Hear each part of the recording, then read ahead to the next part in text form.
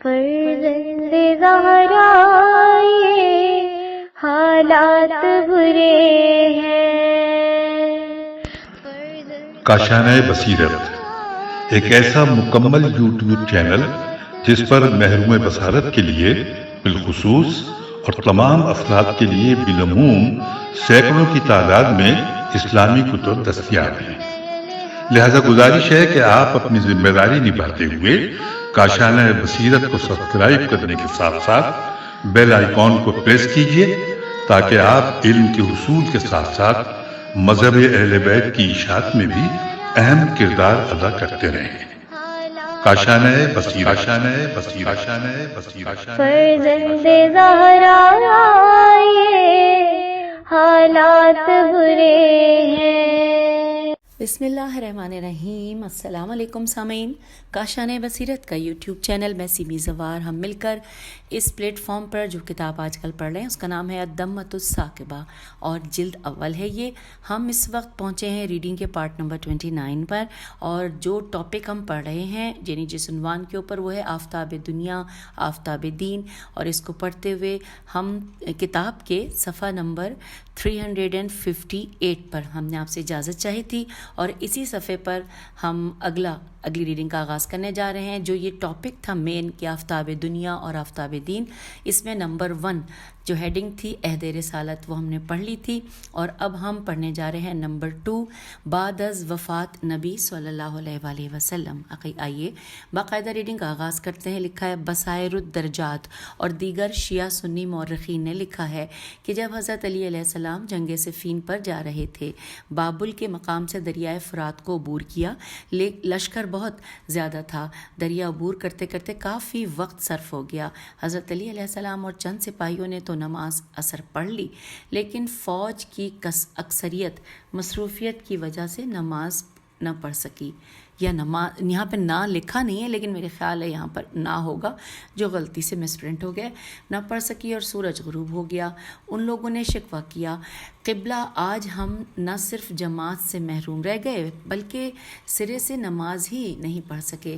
تو آپ نے فرمایا کہ کوئی حرج نہیں ہے، اگر پڑھنا چاہتے ہو تو تم وضو کرو، ابھی سورج اتنا دور نہیں گیا ہے واپس نہ آ سکے، جب تمام لوگ وضو کر لو تو مجھے بتانا، میں سورج واپس کر دوں گا، تم نماز پڑھ لینا۔ یہ سن کر تمام سپاہی جلدی جلدی وضو کرنے لگے، کچھ تو اس خوشی میں کہ فریضے کی قضا ذمہ نہیں رہے گی، اور اکثر اس خوشی میں کہ غروب شدہ سورج کی واپسی کا نظارہ دیکھیں گے۔ جب سب نے وضو کر لیا، حضرت علی علیہ السلام کو اطلاع دی گئی اور آپ نے سوئے مغرب اشارہ کیا، سورج مقام عصر پر واپس پلٹا، نمازیوں نے نماز ادا کی اور پھر واپس غروب ہو گیا۔ یہ وہ 2 واقعات ہیں جن پر تمام مورخین کا اتفاق ہے۔ ابن مردویہ نے مناقب میں، ثعلبی نے تفسیر میں، ابو عبداللہ نے المعارفت میں، اور ابو عبداللہ نظری نے خصائص میں، خطیب بغدادی نے اربعین میں، ابو احمد جرجانی نے تاریخ جرجان میں، ابو بکر وراق نے اپنی کتاب میں، ابو القاسم حسکانی نے رد الشمس میں، ابو الحسن ابن شازان نے رد الشمس میں، اور ابو بکر شیرازی نے اپنی کتاب میں۔ یہ 2 واقعات لکھنے کے بعد آگے چل کر یہ بھی لکھا ہے کہ صحابہ رسول صلی اللہ علیہ وآلہ وسلم نے تو حضرت علی علیہ السلام کے اشارے انگشت سے سورج کی واپسی کو متعدد مقامات پر روایت کیا ہے۔ ابو بکر شیرازی نے جو مقامات گنوائے ہیں وہ یہ ہیں۔ آئیے میں یہ آپ کو پہلے ٹوٹل تعداد بتا دوں، یہاں پہ یہ 14 مقامات ہیں۔ آئیے مل کر پڑھتے ہیں۔ لکھا ہے حدیث بسات کے دن حضرت علی علیہ السلام نے غروب ہونے کے بعد سورج واپس پلٹایا۔ نمبر 2 جنگ خندق کے دن بھی حضرت علی علیہ السلام نے سورج واپس پلٹایا۔ نمبر 3 جنگ حنین میں بھی حضرت علی علیہ السلام نے غروب شدہ سورج کو واپس پلٹایا۔ نمبر 4 جنگ خیبر میں بھی حضرت علی علیہ السلام نے غروب ہو جانے کے بعد سورج کو واپس پلٹایا۔ نمبر 5 جنگ فرقیسہ فیر قاف یہ سین الف کے دن بھی حضرت علی علیہ السلام نے غروب ہونے کے بعد سورج کو واپس پلٹایا۔ نمبر 6 برعصا کے دن بیر الف سے الف کے دن بھی حکم علی علیہ السلام سے سورج واپس پلٹا۔ نمبر 7 یوم خاصر خ الف سواد رے کے دن بھی اشارت اشارہ حضرت علی علیہ السلام سے سورج واپس پلٹا۔ نمبر 8، جنگ نہروان میں بھی حضرت علی علیہ السلام نے سورج واپس پلٹایا تھا۔ نمبر 9، بیعت رضوان کے دن بھی علی علیہ السلام نے سورج واپس پلٹایا۔ نمبر 10، جنگ صفین میں بھی حضرت علی علیہ السلام کے حکم سے سورج واپس پلٹا۔ نمبر 11، نجف میں بھی حضرت علی علیہ السلام نے سورج کو واپس پلٹایا۔ نمبر 12، بنی مازر کی جنگ میم الف زیرے کی جنگ میں بھی حکم علی علیہ السلام سے سورج واپس پلٹا۔ نمبر 13، وادی عقیق عین قاف یہ قاف میں بھی حضرت علی علیہ السلام کے اشارے سے سورج واپس آیا۔ اور آخری نمبر 14، جنگ احد کے بعد بھی حکم حضرت علی علیہ السلام سے سورج غروب ہونے کے بعد واپس آیا۔ ہم آ گئے ہیں پیج 360 پر۔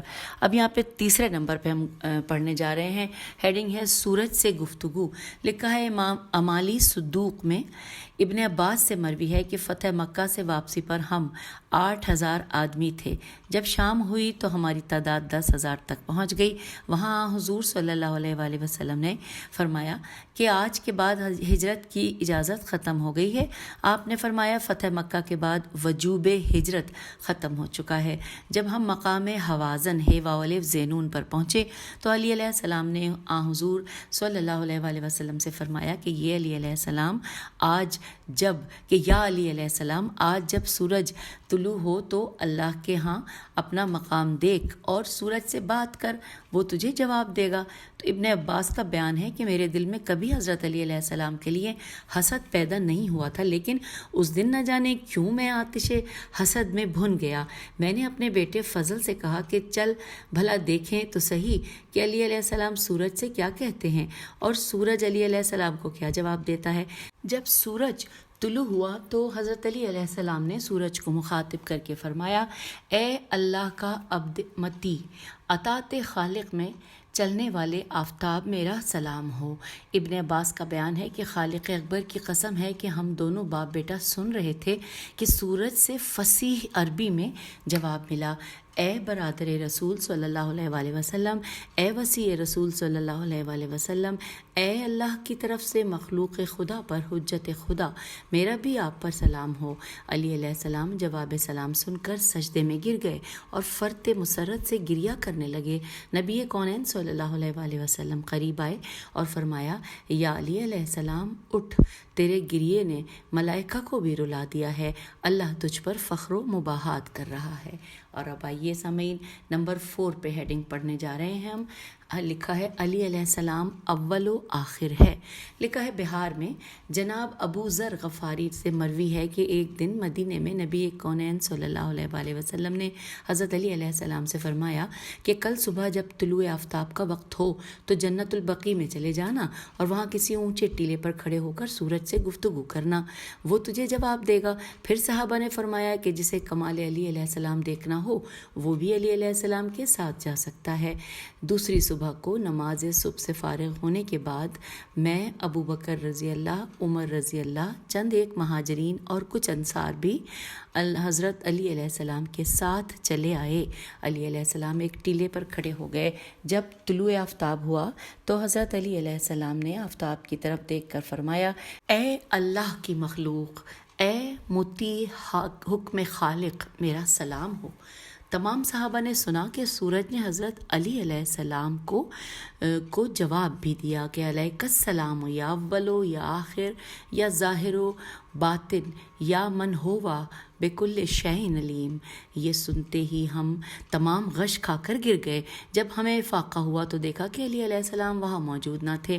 ہم جلدی جلدی حضور صلی اللہ علیہ وآلہ وسلم کی خدمت میں آئے۔ آپ ہمیں دیکھ کر مسکرا دیے اور پوچھا، کیا بات ہے؟ خیریت تو ہے؟ پریشان نظر آ رہے ہو؟ ابو بکر رضی اللہ نے کہا کہ قبلہ، پریشانی کی بات تو یہ ہے کہ میرا خیال تو یہ ہے کہ جب آپ سنیں گے تو آپ بھی پریشان ہو جائیں گے۔ حضور نے پوچھا، کیا بات ہے؟ تو ابو بکر رضی اللہ اور عمر دونوں نے عرض کیا قبلہ آج سورج نے علی علیہ السلام کو وہ القاب دیے کہ جو قرآن میں اللہ نے اپنے لیے استعمال کیے ہیں۔ تو حضور صلی اللہ علیہ وآلہ وسلم نے فرمایا حوصلہ رکھو اور بتاؤ سورج نے کیا کہا ہے؟ انہوں نے عرض کیا قبلہ سورج نے علی علیہ السلام کو اول کہا ہے۔ آپ نے فرمایا کہ کیا سورج نے سچ نہیں کہا؟ علی علیہ السلام اول المومنین ہے۔ تو انہوں نے عرض کیا کہ قبلہ چلو یہ تو ہم مان لیتے ہیں، لیکن سورج نے علی علیہ السلام کو آخر کہا ہے۔ آپ نے فرمایا کہ یہ بھی سچ ہے، علی علیہ السلام آخری وہ شخص ہوگا جو میرے ساتھ رہے گا اور کوئی بھی تآخر میرے ساتھ نہ رہے گا۔ انہوں نے عرض کیا کہ قبلہ سورج نے علی علیہ السلام کو ظاہر بھی کہا ہے۔ آپ نے فرمایا تو کیا حرج ہے، میرا تمام علم علی علیہ السلام کے لیے ظاہر ہے۔ اور انہوں نے عرض کیا کہ قبلہ سورج نے علی علیہ السلام کو باطن کہا ہے۔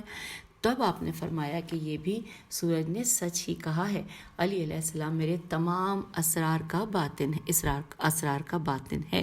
انہوں نے عرض کیا قبلہ سورج نے علی علیہ السلام کو بکل شیء علیم کہا ہے۔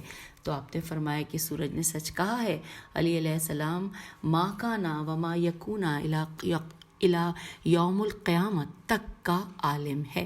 یہ لوگ مسجد سے باہر آئے اور کہنے لگے کہ محمد صلی اللہ علیہ وآلہ وسلم نے ہمیں تو تاریکی میں بھٹکا دیا ہے۔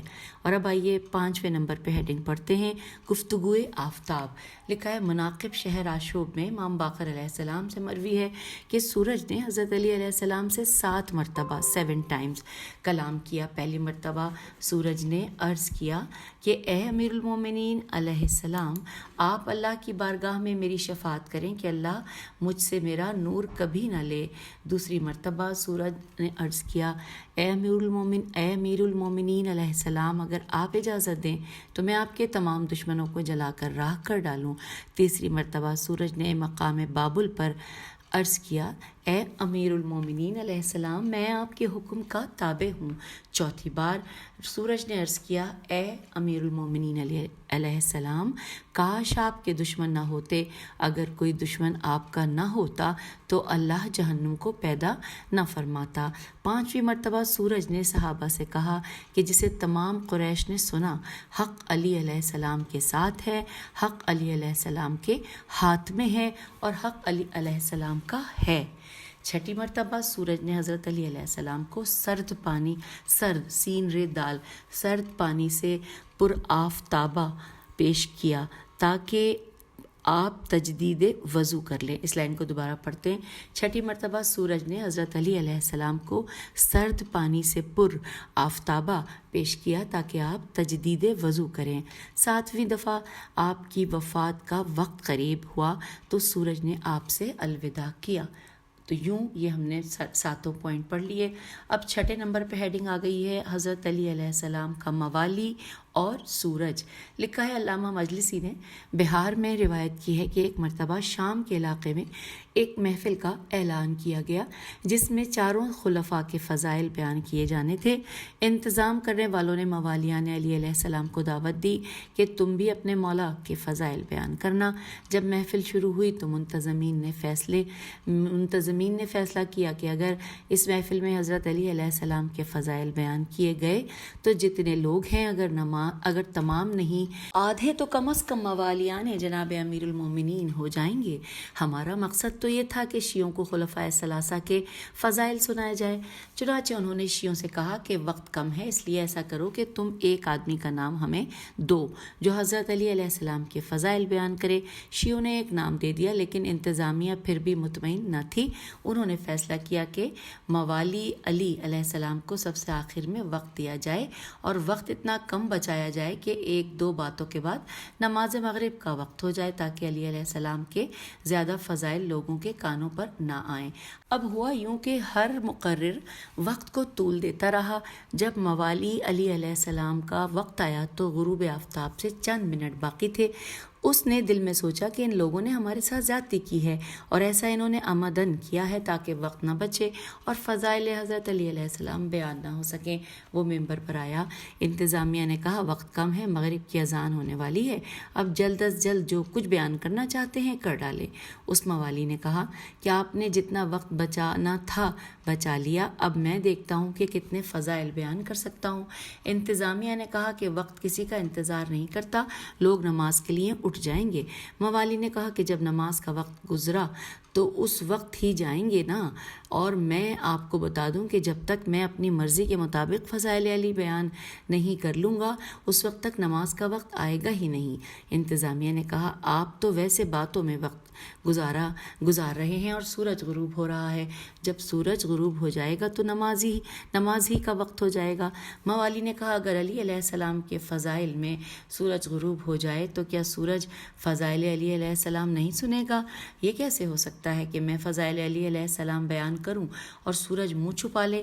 یاد رکھو یہ بھی فضائل علی علیہ السلام ہیں میں سے ایک فضیلت ہے، یہی ہے کہ جب تک میں فضائل ختم نہیں کروں گا اس وقت تک سورج جس مقام پر ہے اس سے 1 انچ بھی نیچے نہیں ہوگا۔ یہ کہہ کر وہ سورج سے مخاطب ہوا اور کہا کہ اے آفتاب، جب تک میں نذیر مصطفیٰ صلی اللہ علیہ وآلہ وسلم اور پروردہ نبی صلی اللہ علیہ وآلہ وسلم کی تعریف نہ کر لوں اس وقت تک غروب مت ہونا۔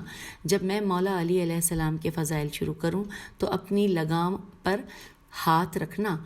کیا تجھے وہ دن بھول گیا ہے جب اس کے حکم سے تجھے واپس ہٹایا گیا تھا؟ اگر اس دن آقا کے حکم سے تو واپس ہو کر رکا تھا تو آج اس کے ایک مدح خواں غلام کے کہنے پر رک جا۔ اور پھر اس نے فضائل حضرت علی علیہ السلام بیان کرنا شروع کر دیے۔ زمانہ انگشت بدندہ تھا کہ غروب ہونے والا آفتاب اپنے اسی مقام پر رک گیا۔ اس موالی نے فضائل حضرت علی علیہ السلام کے دفتر کھول دیے۔ ہم آ گئے پیج 364 پر اور یہاں پر یہ مکمل ہو گیا۔ اب ہم اگلا چیپٹر پڑھنے جا رہے ہیں اور جس کا عنوان ہے خوابوں میں حضرت علی علیہ السلام۔ سب سے پہلے نمبر پہ ہیڈنگ ہے انجام منکر زیارت قبر نبی صلی اللہ علیہ وآلہ وسلم۔ آئیے پڑھتے ہیں۔ لکھا ہے بہار میں علامہ مجلسی نے احمد ابن علی سے روایت کی ہے کہ مجھے موصول سے میم واو سواد لام موصل مجھے موصل کے باشندوں میں سے ایک قابل اعتماد شخص نے بتایا ہے کہ میں نے حج کی تیاری کی۔ جب کوچ کا وقت آیا تو امیر موصل مقلد ابن مسیب سے آخری الوداع کو آیا۔ امیر موصل نے قرآن منگوایا اور مجھے کہا کہ مجھے قرآن کی قسم دے کہ میں تجھے جو پیغام دوں گا وہ جا کر ویسے ہی پہنچائے گا۔ میں نے قرآن پر ہاتھ رکھ کر قسم دی اور کہا ساتھ ہی یہ بھی کہا کہ اگر تو نے کسی اور کو بتایا تو تجھے قتل کر ڈالوں گا۔ میں نے وہ بھی وعدہ کر لیا۔ مقلد نے مجھے کہا کہ جب مدینہ پہنچ جانا تو قبر رسول صلی اللہ علیہ وآلہ وسلم پر کھڑے ہو کر میری طرف سے کہہ دینا اے محمد صلی اللہ علیہ وآلہ وسلم، زندگی میں تو جو کچھ کہتا رہا لوگ تیرے حکم کو خوف کے مارے مانتے رہے، تو نے اس پر اکتفا نہ کیا اور لوگوں سے کہا کہ میرے مر جانے کے بعد میری قبر کو چومتے رہیں اور زیارت کریں۔ علاوہ ازیں اور بھی اسی قسم کی بیہودہ بکواس کرتا رہا۔ مجھے پہلے معلوم نہیں تھا کہ یہ خبیث باطل میں اس قدر ملعون ہے۔ میں حج پر گیا، حج سے فراغت کے بعد مدینے آیا، کئی دن مسلسل سوچتا رہا کہ وہ پیغام دوں یا نہ دوں۔ بالآخر میں نے فیصلہ کر لیا کہ چونکہ قرآن کی قسم کھا چکا ہوں اس لیے پیغام تو ضرور دوں گا۔ چنانچہ ایک دن میں مزار رسول صلی اللہ علیہ وآلہ وسلم کے سامنے کھڑا ہو گیا اور عرض کی کہ قبلہ آپ بہتر جانتے ہیں جو پیغام اس کافر نے مجھے دیا ہے، لیکن میں چونکہ قرآن کی قسم کھا چکا ہوں اس لیے صرف فریضہ سمجھ کر ادا کر رہا ہوں۔ اس کے بعد میں نے اس کے تمام وہ بکواسات دہرائے جو اس نے بکے تھے۔ ویسے میں اپنے طور پر بڑا گھبرایا ہوا تھا اور ڈرا ہوا تھا۔ میں واپس آ کر مدہوش شخص کی طرح اپنے بستر پر گر گیا۔ ہم آ گئے پیج 365 پر۔ اسی پریشانی میں مجھے نیند آ گئی۔ عالم خواب میں نے دیکھا نبی کونین صلی اللہ علیہ وآلہ وسلم اور حضرت علی علیہ السلام ایک جگہ کھڑے ہیں اور میں دونوں کے درمیان ایک شخص اور ان دونوں کے درمیان ایک شخص چادر تانے سو رہا ہے۔ علی علیہ السلام کے ہاتھ میں تلوار ہے۔ حضور صلی اللہ علیہ وآلہ وسلم نے مجھے اپنے پاس بلایا اور فرمایا کہ اس سونے والے کے منہ سے کپڑا ہٹا۔ میں نے حکم کی تعمیل کی۔ انہوں نے پوچھا کہ اسے پہچانتا ہے، یہ کون ہے؟ میں نے عرض کیا، قبلہ پہچانتا ہوں، یہ موصل کا امیر مقلد ابن مسیب ہے۔ تو حضور صلی اللہ علیہ وآلہ وسلم نے فرمایا کہ یا علی علیہ السلام اسے قتل کر دے۔ حضرت علی علیہ السلام نے تلوار بے نیام کی، اس کے گلے کو کاٹا، پھر تلوار کو اسی چادر پر صاف کیا کہ جو اوپر پڑی ہوئی تھی۔ میں نے دیکھا کہ وہ چادر سفید تھی جس میں سرخ دھاریاں تھیں۔ تلوار صاف کرنے سے چادر پر خون کی 2 لکیریں بن گئیں۔ میں گھبرا کر اٹھ بیٹھا، کسی کو میں نے نہ بتایا۔ ہم نے مدینے سے کوچ کیا۔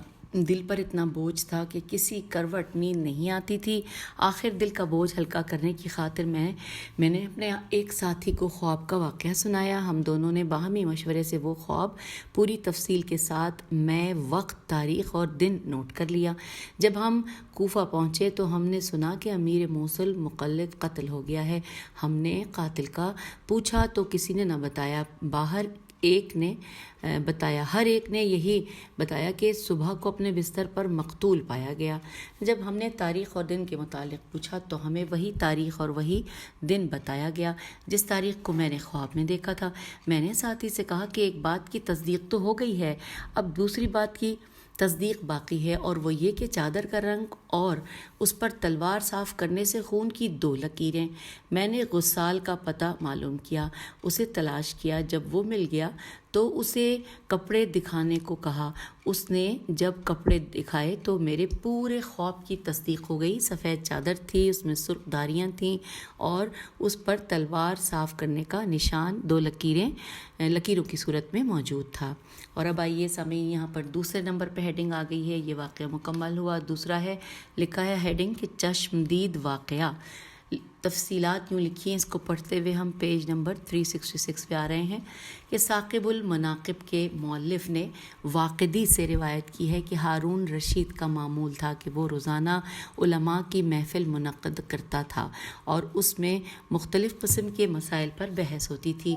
ایک دن میں ذرا دیر سے آیا اور 70 علماء کے جو مختلف فنون میں مایہ ناز تھے اور اطراف و نواح خراسان کے مدرسین مدارس تھے جو روزانہ اس محفل میں شریک ہوتے تھے موجود تھے۔ ہارون نے کہا کہ آج تو دیر سے کیوں آیا ہے؟ میں نے کہا میں کسی تیز زواد یہ اور پھر عین ہے، میں کسی لگتا ہے کہ بیچ میں بے کا نقطہ بھی ہے لیکن مٹا ہوا سا ہے، تو لکھا ہے کہ میں کسی تضییع حق کی وجہ سے لیٹ نہیں ہوا، ایک انتہائی ضروری کام ہو گیا تھا جس کی وجہ سے لیٹ ہو گیا ہوں۔ ہارون نے شافعی عالم سے پوچھا کہ آپ کو فضائل علی علیہ السلام کی کتنی احادیث یاد ہیں؟ اس نے کہا مجھے 400 سے کچھ اوپر یاد ہیں۔ ہارون نے کہا کہ آج کھلے دل سے بات کرو اور کسی قسم کا خوف نہ کرو۔ شافعی عالم نے کہا 500 احادیث یاد ہیں۔ ہارون نے محمد ابن حسن سے پوچھا کہ آپ کو فضائل علی علیہ السلام سے متعلق کتنی احادیث یاد ہیں؟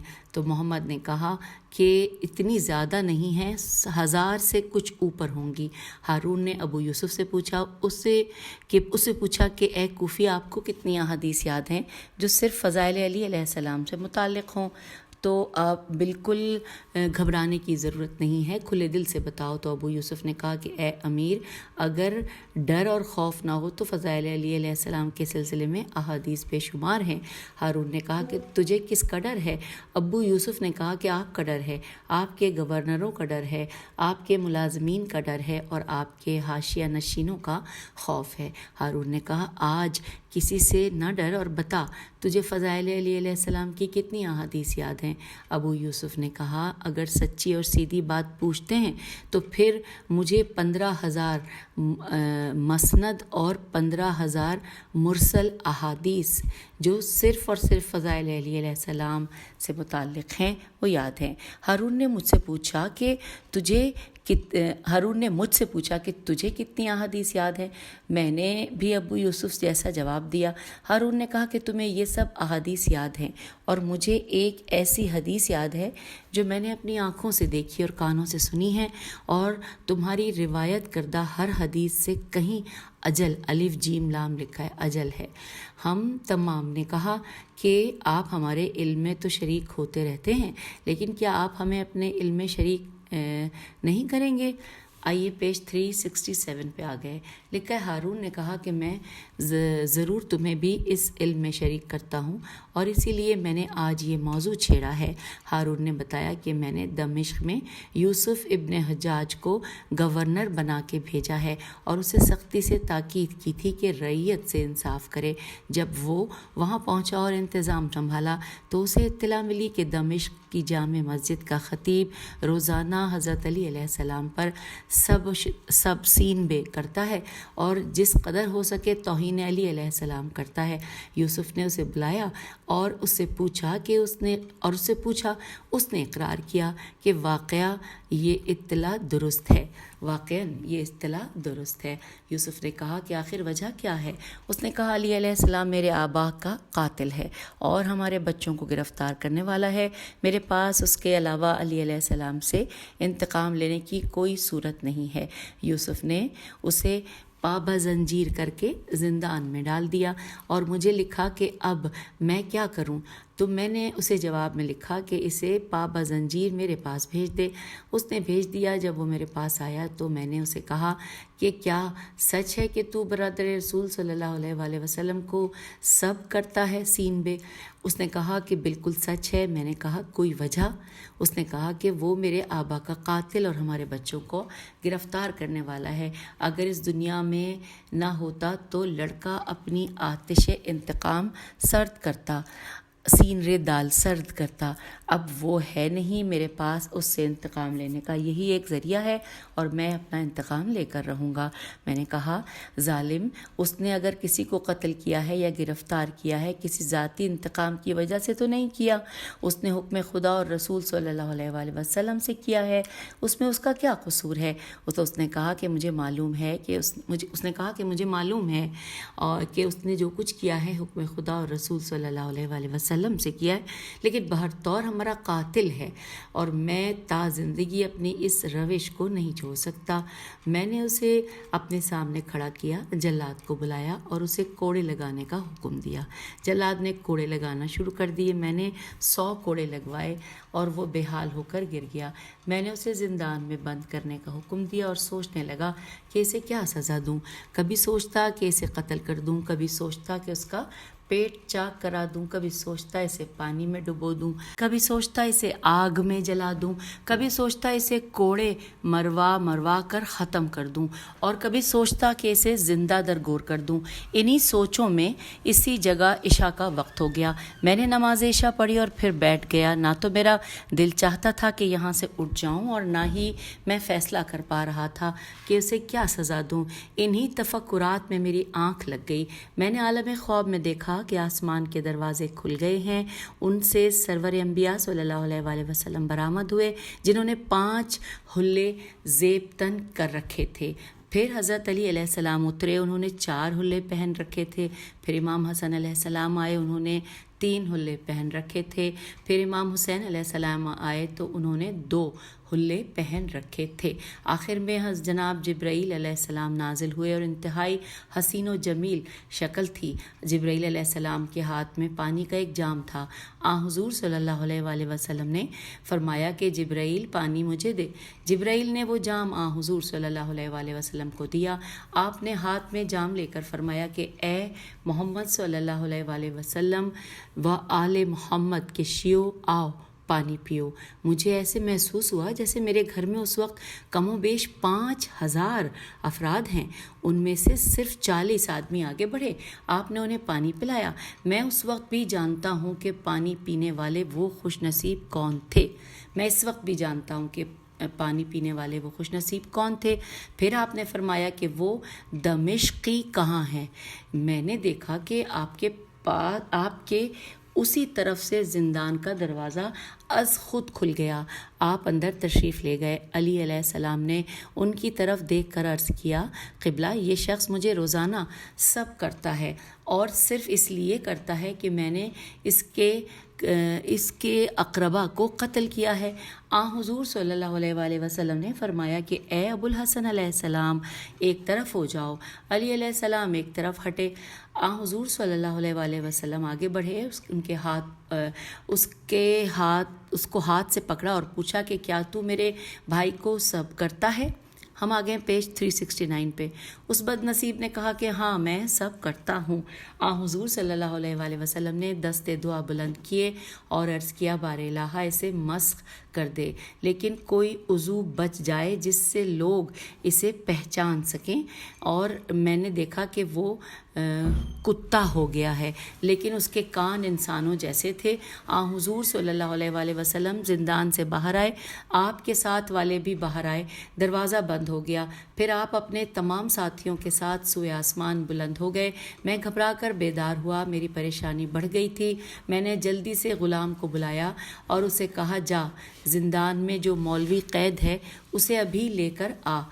غلام گیا. وہ گھبرا کر واپس آیا اور نے کہا کہ حضور زندان میں تو ایک کتا ہے، کوئی مولوی تو بجائے خود وہاں تو انسان بھی نہیں ہے.